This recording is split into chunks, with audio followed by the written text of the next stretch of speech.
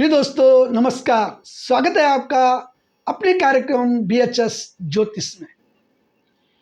दोस्तों आज हम चर्चा करेंगे बृहस्पति ग्रह के बारे में। आमतौर पर आप लोगों ने सुना होगा कि बृहस्पति जब लग्न में होता है तो बहुत कष्ट देता है, बहुत संघर्ष करवाता है। आज इसी पर हम चर्चा करेंगे, लेकिन चर्चा में जाने से पहले मेरी आपसे रिक्वेस्ट है कि जिन लोगों ने अभी तक हमारे चैनल को सब्सक्राइब नहीं किया है, प्लीज़ चैनल को सब्सक्राइब कीजिए, लाइक कीजिए वे अपने दोस्तों के बीच शेयर करना बिल्कुल भी ना भूलिए। आपका सहयोग हमारे आत्मविश्वास को बढ़ाता है, जिससे हम अच्छे से अच्छा कार्य करके आप लोगों के सामने रखते हैं। तो आज चर्चा करते हैं, अगर लग्न में बृहस्पति होगा तो वो किस प्रकार का फल देता है।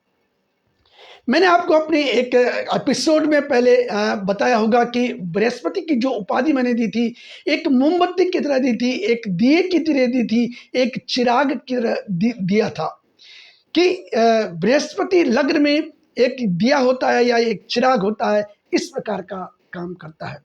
मिसाल के तौर पर मैं आपको एक चीज़ बता दूं, अगर कोई कमरा है और उसमें पूरा अंधेरा है तो आपको उसमें रखी हुई, उस कमरे में रखी हुई कोई भी चीज़ स्पष्ट रूप से दिखाई नहीं देगी।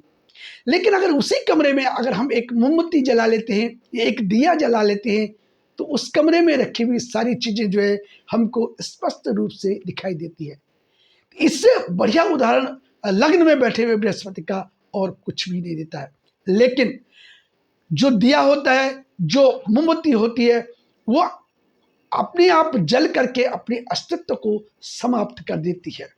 ठीक इसी प्रकार से लग्न में बैठा हुआ बृहस्पति भी ऐसे ही होता है। लग्न में बैठा हुआ बृहस्पति अगर वह अपने पूरे परिवार को, पूरे समाज को, पूरी मित्र मंडली को रोशन करता है, लेकिन बदले में उसको परेशानियों के अलावा और कुछ भी नहीं मिलता है। वो ये कहिए कि चिराग तले अंधेरा, ये कह सकते हैं हम कि चिराग तले अंधेरा है।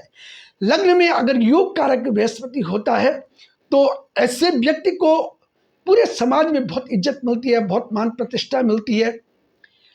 लोग उसके ज्ञान की भी सराहना करते हैं, लोग उसके ज्ञान की भी तारीफ करते हैं, लोग उसके चरण भी छूते हैं, लोग उससे आशीर्वाद भी लेते हैं।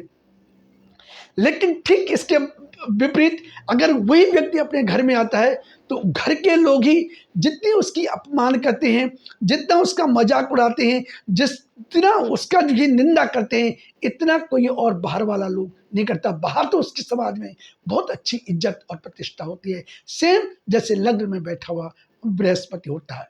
मैं एक उदाहरण के तौर पर आपको बता देता हूँ। एक कर्मकांड करने वाले पंडित जी होते हैं, उनका जो मेन हथियार होता है वो होता है उनके पास पंचांग। दूर दूर से लोग उनसे आते हैं और पंचांग के माध्यम से पूछना चाहते हैं कि आज कौन सी तिथि है, कब तक कौन सी तिथि है, कौन सा नक्षत्र है, कौन सा योग है, कौन ग्रह किस राशि में है। इस प्रकार की पूरी जानकारी पंडित जी उस पंचांग के द्वारा अपने जजमानों को या उनके पास जो पूछने आते हैं उनको देते हैं। यहीं से उनकी आय की संपत्ति भी होती है।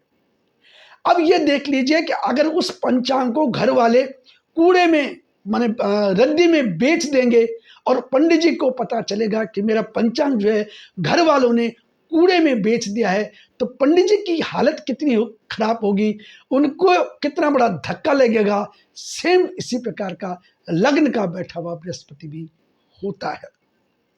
लग्न का बैठा बृहस्पति इसी तरह परेशान करता है। इसलिए लोग तंग आकर के कहते हैं कि लग्न में अगर बैठा बृहस्पति होगा तो अपने अस्तित्व को मोमबत्ती की तरह पिघला करके रख देगा।